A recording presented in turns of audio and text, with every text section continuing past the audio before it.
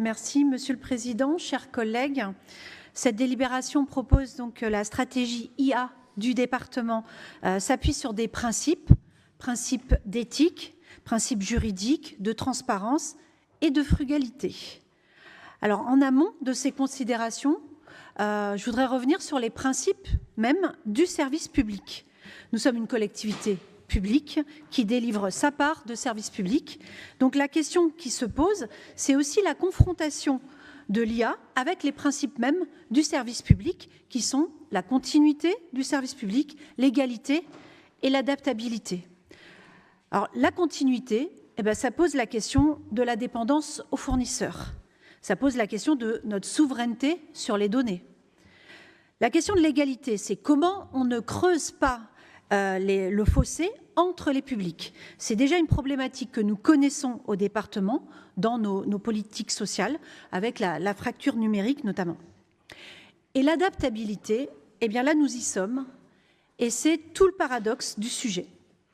France Service utilise déjà son outil qui s'appelle Albert.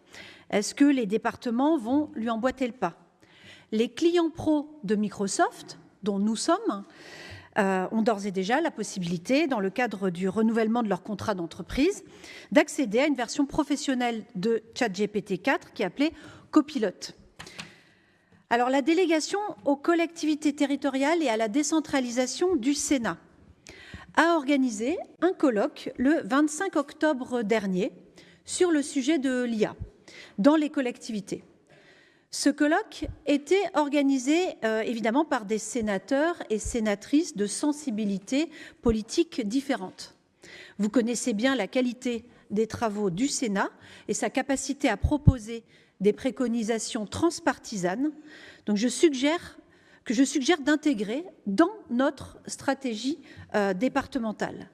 Je vous ferai évidemment l'économie d'amendements au texte sur la base de ces préconisations, parce que le texte, nous l'avons sous les yeux et de toute manière, il est peut-être déjà dépassé ou il le sera peut-être dans 2 jours, tant nous sommes tous et toutes complètement dépassés par l'avancée des systèmes d'IA.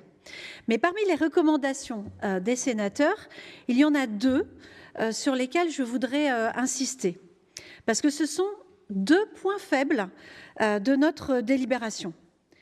La question des agents et la question de l'environnement. Alors, premièrement, la question de la place des agents dans la stratégie. C'est quand même essentiel. Vous pointez à juste titre la nécessité de former les équipes. Très bien, c'est indispensable, effectivement. Mais ce qui manque, c'est de dire qui va être remplacé par l'IA ou comment on accompagne vers d'autres métiers. Il y a des études qui ont été d'ores et déjà produites pour la fonction publique territoriale et qui indiquent quels métiers seront les plus impactés et pour quelle part de leur temps de travail. On sait par exemple que les filières administratives et culturelles seront davantage concernées que les filières techniques, sociales et médico-sociales. Donc, première lacune de cette stratégie, où sont les organisations représentatives du personnel dans le dispositif que vous mettez en place?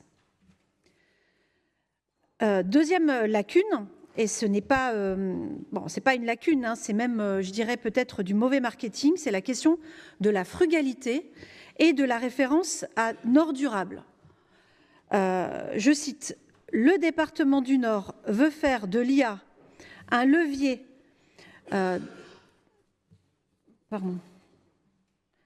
dans la lignée des ambitions posées dans la stratégie Nord Durable et plus précisément dans l'objectif de neutralité carbone de l'institution. » Fin de citation. Alors, ma collègue Isabelle Zaviaja-Denison a soulevé effectivement à juste titre ce sujet. Pour nous, il faut que cette stratégie intègre des critères d'évaluation. Le Conseil économique, social et environnemental a fait des propositions très intéressantes dans ce domaine, l'AFNOR aussi. Pour nous, il faut que ces critères de bilan environnemental soient automatiquement pris en compte dans tout marché public visant à développer un outil IA. Et là, on verra bien concrètement qui parmi les grands producteurs de modèles d'IA ou d'infrastructures aient en mesure de fournir des informations transparentes et vérifiables. À ce stade, dans la stratégie départementale, pour nous, ce n'est que de l'affichage, malheureusement. Donc ces deux lacunes nous empêchent de voter pour cette stratégie. Et pourtant, évidemment, il faut une stratégie. Toutes les collectivités vont devoir le faire. Nous ne sommes pas en retard par rapport aux autres, mais nous sommes finalement dépassés par l'accélération technologique. Donc donnons au plus vite à notre organisation et à ses agents les moyens de comprendre les enjeux et les impacts. Je vous remercie.